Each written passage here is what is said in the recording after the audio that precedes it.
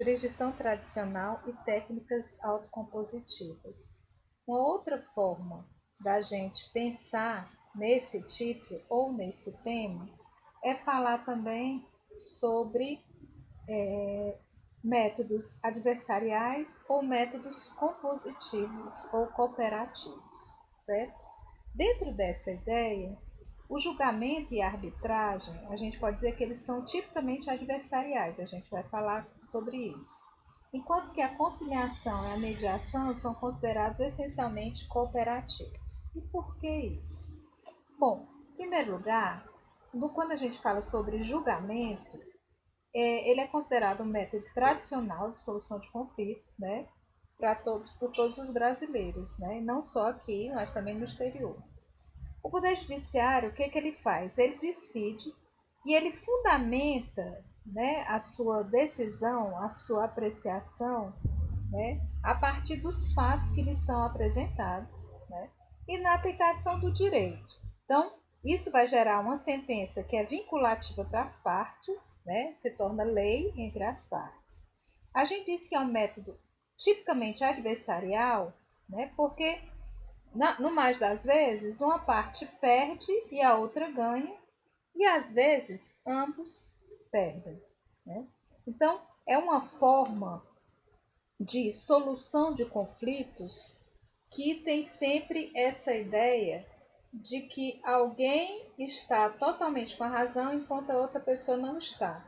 E as provas, elas são levadas ao juiz tendo essa mentalidade, né? Eu vou atacar alguém para que eu possa ganhar essa causa. Eu vou apontar os erros da outra pessoa, vou apontar todas as falhas que eu puder juntar como provas, e aí eu vou convencer o juiz de que ele está errado e que eu estou certo. Então é uma técnica que a gente chama de adversarial por isso, porque ela sempre vai alimentar a ideia de que um tem razão e o outro não tem. Então ele não prima pela cooperação entre as partes, mas por determinar quem vai ganhar e quem vai perder. E isso é importante na sociedade porque o conflito é inerente à sociedade. A sociedade é eminentemente conflituosa. O conflito é ínsito das relações humanas, né? Então, a gente precisa compreender o ser humano dentro dessa sua integridade, né? O que significa também dentro da sua conflitualidade, né? Implica reconhecer que os sentimentos não têm um sentido único, mas ao contrário, né? São, por sua própria natureza, polivalentes. Então, as percepções de cada ser humano são únicas, né? E sempre vão agregar valores, né? E também as suas próprias impressões sensoriais, como a gente viu desde o início do curso, né? E isso vai adquirir para cada sujeito um significado. Então, nos conflitos interpessoais, em razão da singularidade que cada ser humano vai ter, né, ele também tem essa singularidade no momento de atribuir significado às suas próprias vivências. Vai levar em consideração o quê? A sua estrutura psíquica, né? Então, é importante a gente conceber o ser humano como um sujeito instável, dinâmico, contraditório e ambíguo. Dentro disso, é muito difícil a gente dizer num conflito que é normal nas relações humanas. Eu vivo dizendo que sem conflito a sociedade não teria nem evoluído, né?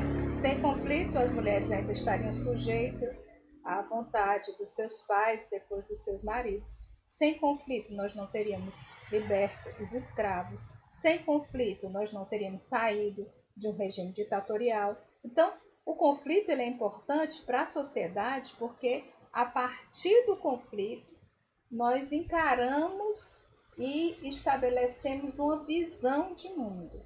Então, qual é a importância que eu quero falar quando eu cito, né, o conflito? É porque dentro da nossa área, né, nós somos operadores do direito, o que vai ser importante que nós aprendamos em relação ao conflito, além de que ele é natural das relações humanas e que sem os conflitos nada muda e nós não teríamos evolução na sociedade.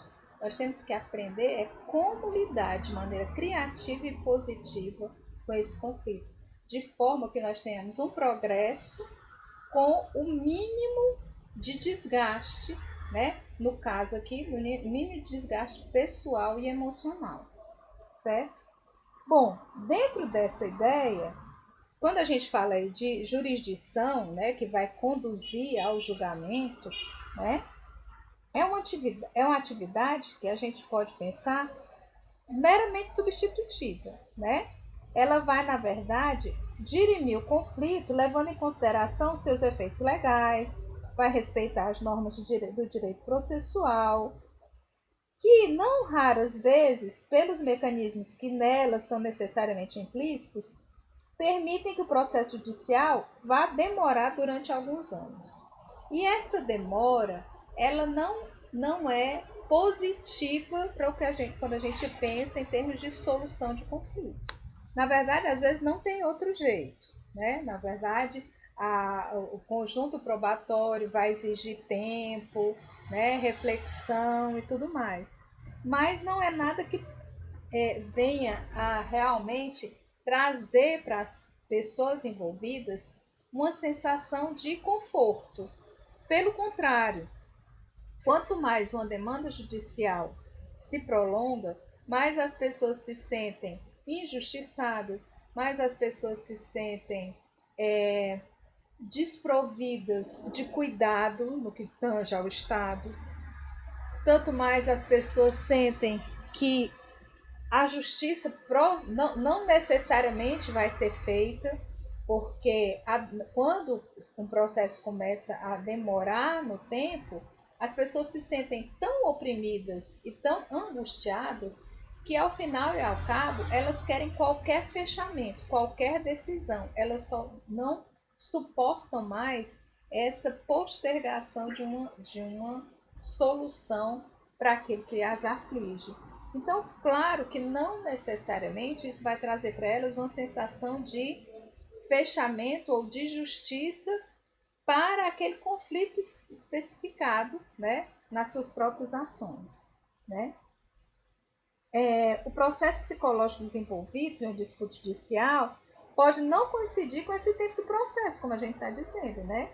Vai permitir que as partes exteriorizem ao longo dessa demanda questões internas, né, muitas vezes de natureza inconsciente, que não foram resolvidas adequadamente, né, durante o processo, porque o processo não tinha esse formato, o julgamento, né, ou um processo na justiça não tem essa natureza, né, de resolver emocionalmente as questões, e ela acaba fomentando a litigosidade, né? Então, sob o aspecto temporal, o processo, né, psicológico dos envolvidos no conflito não vai corresponder obrigatoriamente com o trâmite desse processo judicial, né? Bom, o juiz, nesse caso, é quem vai, como eu coloquei aí, representar o poder de decisão, né? Na sentença, ele vai vincular as partes, mas ele é o responsável pelos resultados. A mesma coisa vai acontecer quando a gente está falando de jurados. Ou seja, a atividade jurisdicional com a sentença de mérito, né, na maioria das vezes, a parte vencida acaba transferindo ao Poder Judiciário toda a sua frustração, o que vai gerar, muitas vezes, ou pode gerar, obstáculos durante a execução da sentença. Por quê? Porque quando eu transfiro a responsabilidade para alguém, no caso para o juiz ou para os jurados, se eu puder me eximir de cumprir aquilo, muitas vezes eu vou fazer, certo? Ou através da tentativa de diversos recursos, né, incentivando aí muitas novas lides, ou então efetivamente não cumprindo a sentença judicial e esperando que um processo de execução seja tão demorado, né, e tão desgastante que a outra parte é que venha a desistir, certo? Ou seja, muitas vezes nesse procedimento, né, jurisdicional, nós temos algumas questões que esbarram nisso. Claro, gente, que existem algumas ações que só podem ter a sua configuração diante do judiciário, diante de uma sentença judicial, diante de um julgamento ou muitas vezes até diante de um corpo de jurados. Quando a gente fala sobre essas técnicas, né, da jurisdição tradicional, dessas técnicas autocompositivas, nós estamos querendo abrir exatamente esse leque, essas múltiplas portas, como se costuma dizer, para que, dependendo da demanda, você possa encontrar a porta adequada à melhor solução. Será que vai ser realmente com a jurisdição tradicional, através do processo, com o juiz substituindo a vontade das partes pela sua vontade, a partir do que ele estabeleceu, que foi estabelecido diante da ação, diante das provas colhidas, e aí ele, pela sua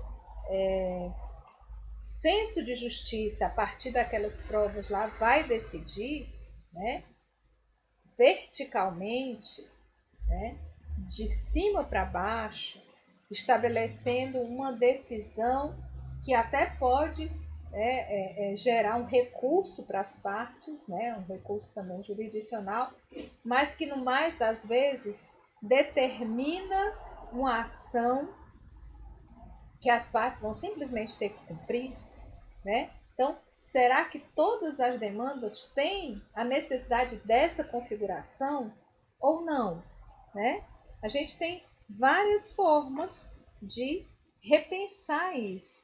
Por isso que hoje em dia se fala de um tipo de justiça, né, que tem como objetivo muito mais a cooperação entre as pessoas envolvidas, certo? Que são considerados como métodos adequados de solução de controvérsias ou de conflitos, ou métodos muitas vezes extrajudiciais até de solução de conflitos, né? O reconhecimento, por exemplo, da conciliação e da mediação, que a gente vai já falar sobre eles, né?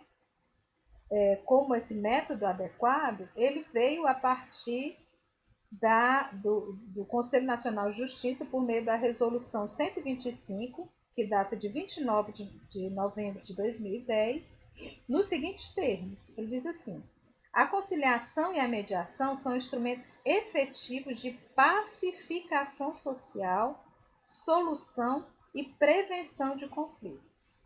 E diz mais: a organização dos serviços de conciliação, mediação e outros métodos consensuais de solução de conflitos deve servir de princípio e base para a criação de juízos de resolução adequada de conflitos, verdadeiros órgãos judiciais especializados na matéria, né? Então, a ideia é que nós não temos apenas um único recurso quando queremos pacificar as nossas controvérsias. Na verdade, nós devemos nos servir dessas múltiplas portas, certo? Que vão favorecer a adequada visualização e tratamento daquela controvérsia especificamente. No caso da arbitragem, também é considerado, né, um método adversarial, né, foi disciplinado pela Lei 13.129 de 2015, né? A decisão, por que ele é considerado um método adversarial? Porque a decisão, assim como no julgamento, também vai estar atrelada à vontade de um terceiro, certo? Assim como na jurisdição a gente tem a vontade do juiz, na arbitragem ela vai ter a vontade de um árbitro, né? A diferença é que esse árbitro é escolhido pelas partes, né? Esse método, gente, ele só se aplica quando geralmente nos contratos você tem a cláusula compromissória ou então compromisso arbitral, que vai ser firmado pelos interessados. E aí cada caso, né, vai ser admitido em lei. Qual é a diferença então da arbitragem para o julgamento, né, na justiça tradicional, né? É o fato de ser um procedimento na arbitragem mais célere, né? As partes poderem eleger o árbitro, né? E isso vai acabar refletindo na confiança que vai inspirar nas partes, baseada no fato de que o árbitro ele é um especialista que detém conhecimento sobre a matéria que vai ser tratada, né? E na idoneidade que vai ser consolidada ao longo da sua vida profissional e pessoal. Então, como a gente colocou aí, a arbitragem é esse método adversarial, né, que assim como no julgamento a decisão vai caber a um terceiro, só que nesse caso o árbitro vai ser o quê? Escolhido pelas partes quando?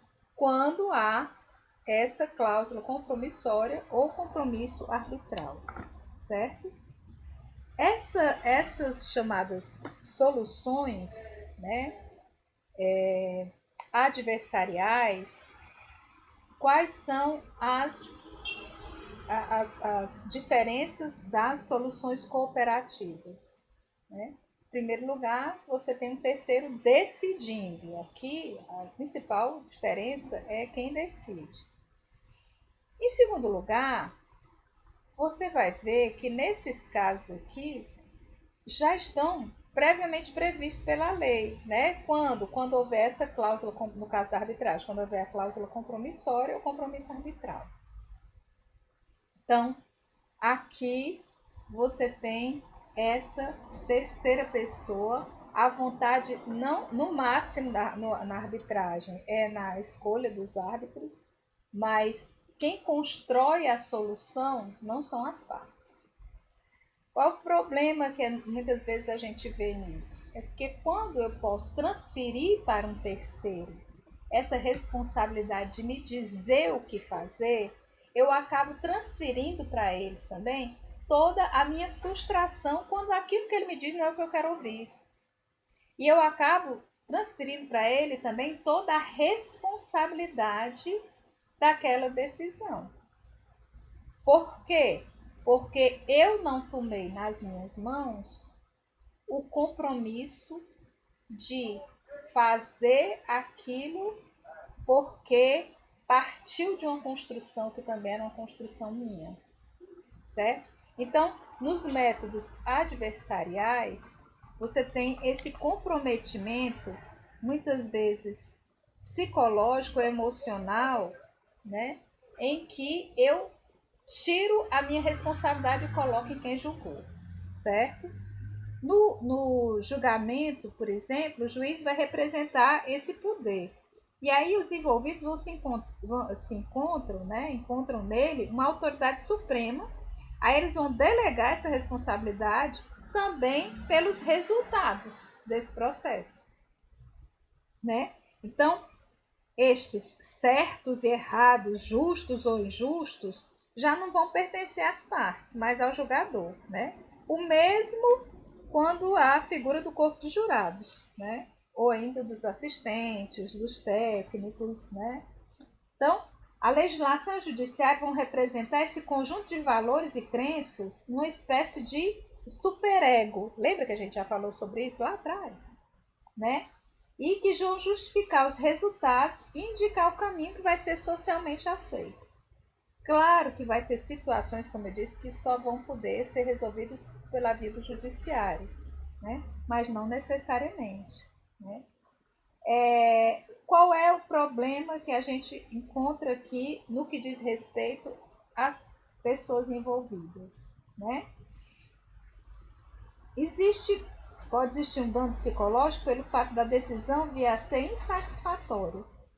Também, muitas vezes, há o ganho secundário de ter sido cuidado por alguém maior, ainda que o tempo do processo não seja o mesmo da urgência da minha necessidade, né? Porque tem, como a gente falou, tem processos que vão perdurar por anos a fio, até que a solução venha efetivamente a ser imposta.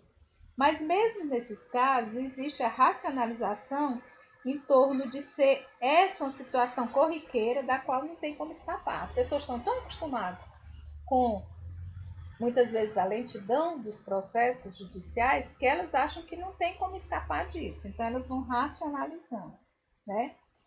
Arrisca-se também a uma perda, né? Que contém um mecanismo de defesa psicológico que é muito claro, né? Como a gente já falou aqui, que é a transferência da culpa. o deslocamento, né, a projeção. Eu estava certo, mas o juiz errou. Ou então, o advogado foi que falhou na argumentação dele. Ou seja, qual é o risco? É que as pessoas não assumem as responsabilidades, muitas vezes, né? Por exemplo, uma pessoa que tem como característica de personalidade dependente, entregar-se à justiça na pessoa do juiz significa uma situação extremamente confortável, né? Porque ela vai encontrar nesse poderoso pai, entre aspas, que a protege, que vai tomar essa decisão por ele, certo? Isso também vai acontecer, gente, quando as pessoas se sentem inferiorizadas quando outros decidem por elas, né? Ou então encontram uma grande dificuldade para aceitar que as decisões a seu respeito possam depender de interpretação e do desempenho de quem vai estar lhes representando, né? É um outro risco que a gente tem emocional no caso na jurisdição, né? Ou nos julgamentos, né? Bom, isso vai se agravar também, esse sentimento de inferioridade, na própria linguagem da justiça. A gente é operador do direito, então a gente sabe que a nossa linguagem, na maioria das vezes, estabelece uma distância tanto cultural quanto intelectual da maioria da população. A gente já viu, inclusive, em História de Estudo do Direito, que a nossa linguagem é muito própria, né? Às vezes os termos nem têm o mesmo significado que a gente usa corriqueiramente, né? Fazendo com que haja então uma distância ainda maior, né? Quando a gente fala de processos judiciais, né? Por isso que você tem ainda uma terceira pessoa que se interpõe, que é o advogado. Ele que detém aquele saber, ele que além daquele saber, ele conhece aquela linguagem. Então ele vai saber como se expressar diante do juiz. Muitas vezes essa representação se distancia da pessoa do representado, certo? Então, o que acontece? Muitas vezes o julgamento não vai apaziguar, né? Mas ele acaba por contribuir para ratificar a percepção de que a outra parte é inimiga. Por isso que ele é chamado um método adversarial. Porque muitas vezes é assim que os próprios advogados constroem essa forma de ver, né, aquele conflito. Tem sempre que alguém ganhar e sempre que alguém perder. O melhor advogado é aquele que consegue ganhar, é aquele que consegue trazer os argumentos mais importantes, os argumentos muitas vezes mais cruéis no que diz respeito à outra parte, né? Então, muitas vezes, né, alguns desses nossos colegas, né, nem hesitam em apresentar esses fatos, se não de uma maneira distorcida, que alguns o fazem, pelo menos colocam de forma que vai favorecer só o seu cliente, sempre em detrimento do outro, né? E isso é mais um reforço, né, para a adversariedade, certo? Então, se no tribunal as partes já manifestam alguma desavença, né, ao entrar com muita certeza que terão aumentado até o final do processo, né, essa desavença. Por quê? Porque se procura a falha do outro, não se parte para uma autoanálise. O efeito psicológico na arbitragem vai ser próximo daquele que foi descrito no julgamento, né? Porém, vai ser um pouco mais atenuado, porque como a gente viu aí, as pessoas podem, se desejarem, escolher um árbitro, né? Por outro lado, o fato do árbitro ser um especialista vai lhe dar o poder de perícia, né? De ser reconhecido isso pelo efeito emocional, principalmente quando o litigante vai deter conhecimentos que vão lhe permitir reconhecer essa posição, tá? Então, se por um lado a arbitragem reduz o impacto emocional, né, que o ritual da justiça formal geralmente estabelece, isso vai acabar tornando mais confortável para as pessoas por diversos motivos, né? Mas também elas vão se sentir intimidadas, né? Muito mais quando elas são acolhidas num tribunal, né, no que às vezes a gente chama de palácios da justiça, né? Então, claro que diante da presença da autoridade judicial, as partes sempre se sentem mais mudas, sempre ficam mais constrangidas, né? Principalmente quando são pessoas mais humildes, seja intelectualmente, seja no relacionamento com as outras pessoas, né? Ou seja hipossuficiente economicamente, né? Mas nessas duas formas, né, tanto no julgamento como na arbitragem, os estilos pessoais dos advogados vão contribuir para estabelecer esse clima emocional entre os litigantes. Quanto mais combatente seja esse advogado, maior vai ser o litígio entre as partes, certo? A postura do advogado vai refletir sobre ele mesmo, né? E muitas vezes até vai refletir para saber que tipo de advogado eu vou escolher, né? Se eu estou querendo ver, entre aspas, a caveira da pessoa com quem eu estou, né, em conflito, eu vou procurar o advogado mais combativo, aquele que não perde uma ação, aquele que derrota o inimigo, né? Então, essa questão emocional fica muito clara nesse processo adversarial, certo? E hoje a gente vai falar sobre esse processo adversarial, mas na próxima aula, para não ficar muito grande, a gente já vai falar do processo cooperativo, né? Vamos só nominar, né, inicialmente que tipo de processo é esse. Primeiro, nós temos a própria negociação. A negociação, ela é utilizada em situações que vão envolver, né, como está dito aí, bens materiais, né, e as perdas e ganhos de cada parte vão ser avaliadas tendo em vista chegar a um objetivo claramente definido, né? Não há figura do terceiro imparcial, uma coisa que caracteriza a negociação é que são as próprias partes que vão estabelecer a sua decisão, daí porque a gente diz que é um método autocompositivo ou cooperativo, certo? Está presente vai estar presente como uma das fases de todos os outros processos autocompositivos. E às vezes até durante o processo de arbitragem ou mesmo no processo judicial, quando os próprios promotores ou advogados tentam negociar. Então, a negociação, certo? Ela é muito típica entre as empresas. A gente vê muito isso entre as empresas, certo? Entenda que negociar não é discutir, né? Também não se confunde com a manipulação, nem exige agressividade, não. Eu preciso ter o quê? Um objetivo, tenho que ter determinação e tenho que ter preparação, certo? Mas, claro, existem muitos aspectos psicológicos que vão dificultar a negociação direta entre as partes, né? Então, muitas vezes é comum que as partes se intimidem quando elas estão no confronto com outra de maior poder, seja esse de maior poder físico, maior poder econômico, às vezes até maior poder emocional, certo?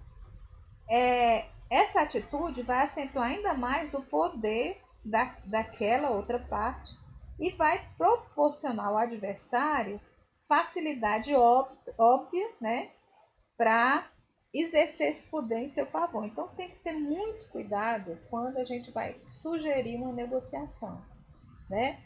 Negociações entre empresas, né? Na melhor das vezes, é que elas tenham o mesmo nível, né, de poder, para que efetivamente se mantenha a objetividade, certo? Na hora de estabelecer. E também o negociador. O negociador ele tem que ser, seja o advogado, né, seja uma equipe de advogados, enfim, tem que ter esse perfil de saber que numa negociação todo mundo tem que ceder um pouco, certo? As diferenças de personalidade no momento desse vão influenciar no resultado da negociação. Se uma das partes vai apresentar timidez e dificuldade de se expressar, e a outra vai se mostrar agressiva, né, independente, falante, né, a mesa de negociação está claramente desequilibrada. Então, uma coisa importante para que a técnica autocompositiva de negociação funcione é claramente que haja um equilíbrio entre as partes que estão fazendo essa negociação. Caso contrário, eu não vou ter um equilíbrio, eu não vou ter um bom resultado, né? Ela sempre foi muito utilizada para resolver situações de conflitos, né? Como é que você coloca? Você coloca claramente quais são as perdas e ganhos de cada parte, né? E quais são exatamente as cartas, né, para se trabalhar essa negociação, né? Então você tem que ter objetivos claramente definidos, certo? Outro tipo que a gente vai ver de técnica autocompositiva vai ser a conciliação e a mediação. Aqui eu vou só iniciar, porque a gente vai se deter nisso na próxima aula. A conciliação é esse método cooperativo, né, ou autocompositivo, também de tratamento de conflitos. Qual é o principal objetivo, como eu disse aí? É colocar um fim na questão trazida pelas partes, certo? Então, o conciliador, você tem um terceiro participando, certo? Mas esse terceiro, ele vai se envolver somente na busca de soluções e vai interferir, principalmente questionando os litigantes, de forma a buscar uma solução que seja boa e justa para esses próprios litigantes. Mas o conciliador, gente, como eu coloquei aí, ele não tem o poder de decisão, né? Esse poder de decisão vai caber às próprias partes. Não vai ter um interesse em buscar ou identificar razões ocultas que levaram ao conflito, ou razões pessoais, ou razões que sejam pessoais das próprias pessoas envolvidas, na maioria das vezes. Mas isso pode até acontecer, né? Muitas vezes nós recebemos um caso que aparentemente seria conciliação, aonde a gente colocaria na mesa ali simplesmente as questões relativas aos prós, aos contras, a parte, a forma mais fácil de resolver aquele conflito, onde o conciliador ia buscar junto com as partes, essas soluções, né, de maneira bem objetiva, e ao final e ao cabo a gente descobre que aquilo que nos foi trazido, na verdade, não é tão objetivo assim, que há outras razões emocionais que envolvem aquelas partes. Aí nós temos que trocar o método autocompositivo de conciliação para mediação. Então, o que é a mediação? Também você tem um terceiro atuando para a solução daquele conflito, mas principalmente por meio do que eu coloquei aqui, que é o realinhamento das divergências entre as partes, né? Para isso, o mediador vai identificar quais são os interesses, né, das pessoas que se encontram, né? Quais são as divergências entre as partes. Ele não vai decidir. Essa solução, assim como na conciliação e na negociação, vai ser construída pelas pessoas envolvidas, certo? O mediador, inclusive, não vai nem dar sugestões, mas ele vai trabalhar para que os mediandos encontrem, né, uma forma de achar uma decisão na qual ambos se comprometam, né? Vai reconhecer a perspectiva do outro, né, que é fundamental para isso. Então, o principal objetivo da mediação não é, gente, nem o acordo. O acordo é uma consequência da sessão de mediação.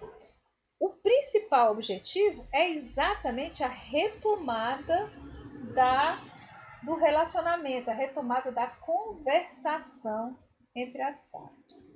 Então, essas duas formas, a conciliação e a mediação, têm técnicas próprias E muitas vezes, como eu disse, a gente vai ver um caso se transformando em outro, casos de conciliação se transformando em casos de mediação.